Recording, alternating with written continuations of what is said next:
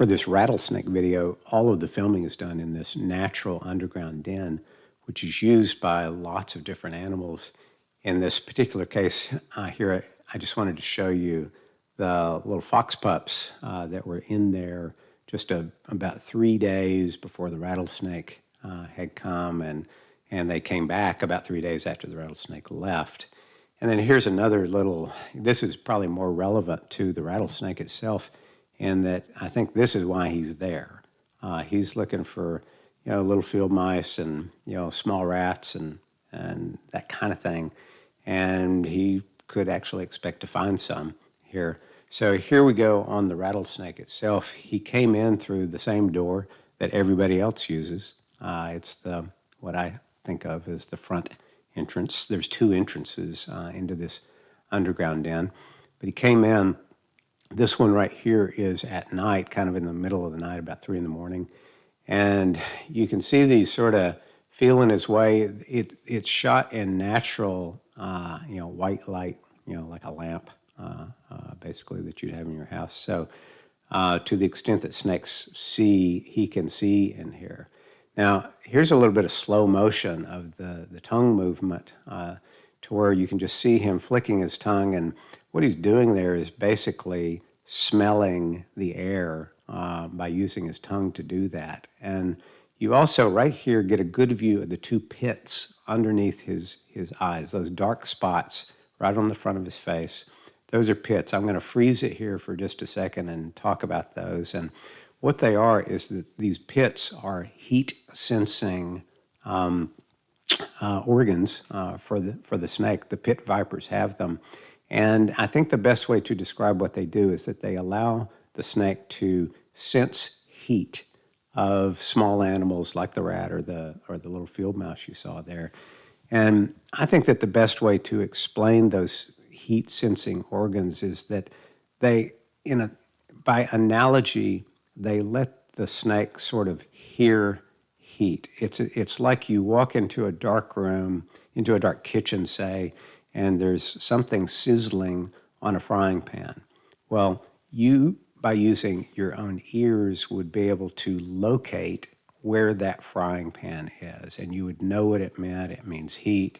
And that's how the snake is that it uses those organs to locate heat by sensing heat, and then having 2 of them, like having 2 ears, to where although the sound is coming from, maybe on center or left or to the right of the snake, it can still use those organs to kind of locate it, just like we would with locating a sizzling frying pan.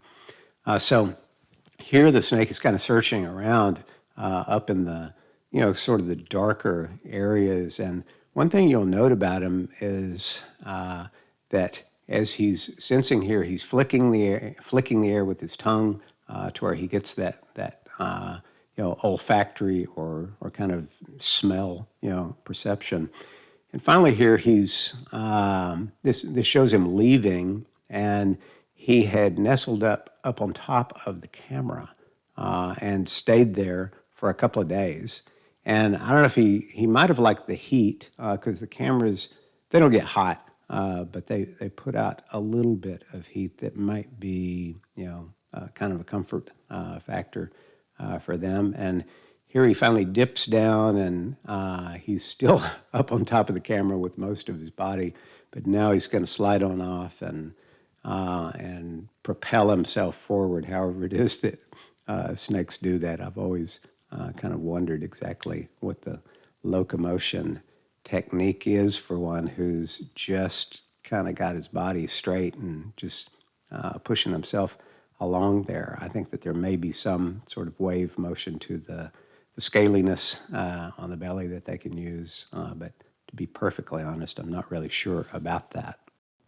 In any event, he gets going, and as you watch him go here, you can see a little bit of wave motion there towards the bottom of the screen, and he's kind of like watching a slow-moving vehicle in front of you, and I'm not sure if that's in order to be quiet, because I assume that stealth is one thing that they need in order to sneak up on their prey.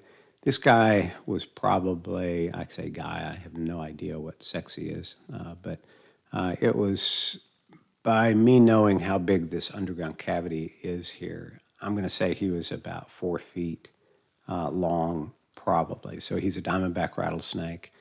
You get a little bit of a view of his back at times here in the video, and looks like he took on off out the door here. It's an afternoon by the time this exit is being filmed, and he did not appear that he got anybody. I think he was basically unsuccessful here.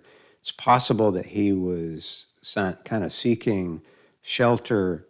This was back in mid-May of 2021, when here in Central Texas we were having an extraordinarily wet late spring, and this den had actually flooded the day before he came. It floods, water comes in fast, and then it goes away fast. Also, the soil around here is quite porous, but it's on a flat field, and it will actually flood.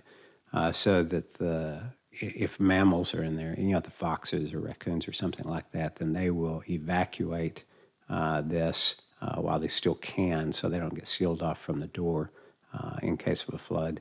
But it might be that in the snake's normal den, where it usually stays, it got flooded out. Who knows?